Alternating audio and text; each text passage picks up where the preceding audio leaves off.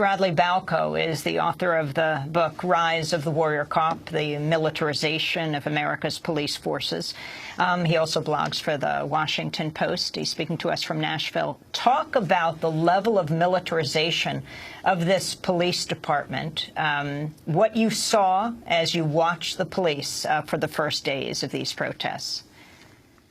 Well, I mean, I think what we saw was a manifestation of a trend that's been going on for 30 to 35 years. It seemed particularly bad in Ferguson, but, a lot of what we saw in Ferguson was the St. Louis County Police Department sending in their SWAT teams and tactical teams to, I guess, what they would call preserve order in Ferguson. This has been happening, as I said, since about the early 1980s. The transfers from the Pentagon of surplus military equipment, we're talking tanks, armored personnel carriers, grenade launchers, helicopters, that began early in the Reagan administration informally, and then it was formalized by Congress in the 1990s. We've had literally millions of pieces of military equipment have been exchanged this way. And then after September 11th, the Department of Homeland Security started sending out checks to buy new military-grade equipment from companies that have now sprung up to build that equipment. So, what we're seeing in Ferguson, this is not a local issue, really. I mean, this is something that's been driven by national policies, by policies that, Congress has approved of and has oversight of and could end tomorrow if they wanted to. And Bradley Balco, I mean, I was struck not only by the assault weapons and the armored vehicles, but even by the officers changing their uniforms into military fatigues, as if they were going to war, rather than they were actually policing largely angry, peaceful protests. There was some looting, and there was some rock throwing and possible Molotov cocktails, but it really was not on a major scale, from everything that I could tell. But yet they were loaded for war. Right, and I think that, there are the obvious problems when we see the weapons, but the uniforms matter. When police officers are wearing camouflage, it sends a very clear message to the community that they're supposed to be serving. It also affects the mindset of the police officer himself.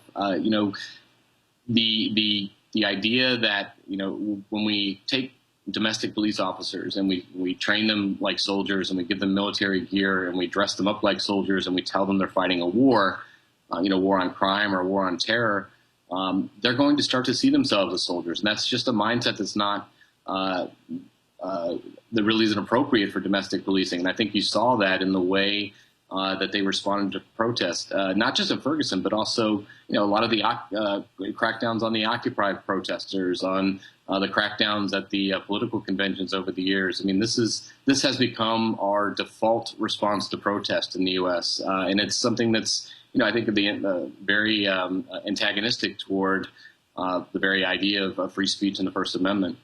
Talk about, for example, this Bearcat armored personnel carrier, APC, and what it means, and snipers on top with guns.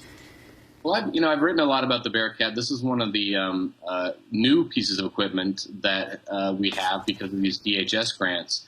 And this is something that's made by a company called Lenco.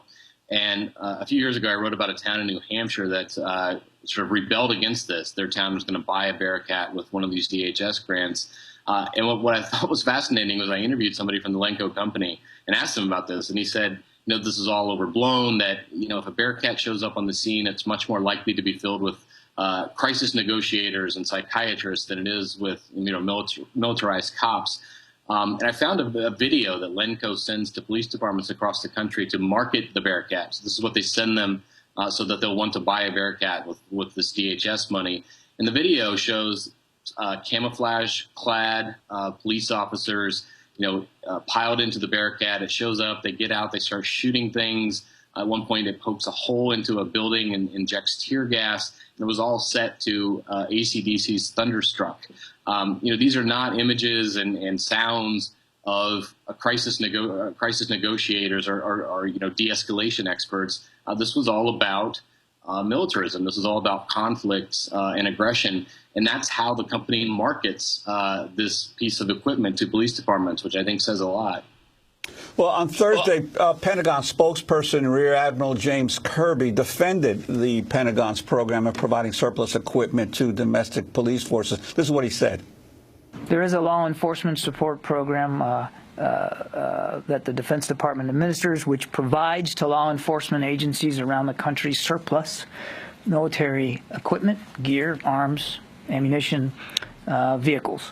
This is a useful program that allows for the reuse of military equipment that otherwise would be disposed of, that can be used, again, by law enforcement agencies to serve their citizens.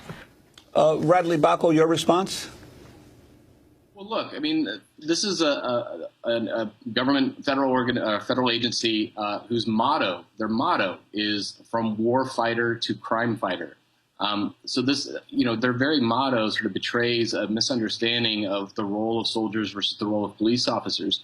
Right? These are two very different jobs. A soldier's job is to annihilate a foreign enemy. It's to kill people and break things. A police officer's job is to keep the peace and to protect our constitutional rights. And so, this agency, I think, really reveals that, with its very motto, from its very start, that doesn't appreciate that difference and doesn't recognize it. This is stuff that was designed for use in battle.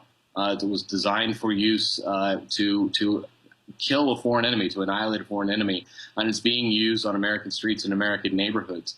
These MRAPs, the landmine-resistant vehicles that the Pentagon has been giving away since the Iraq and Afghanistan wars wound down, the Army last year put out a newsletter cautioning against using MRAPs on domestic military bases because they said they roll over easily, they tear up the roads, and there just isn't much use for them, appropriate use for them on domestic military bases.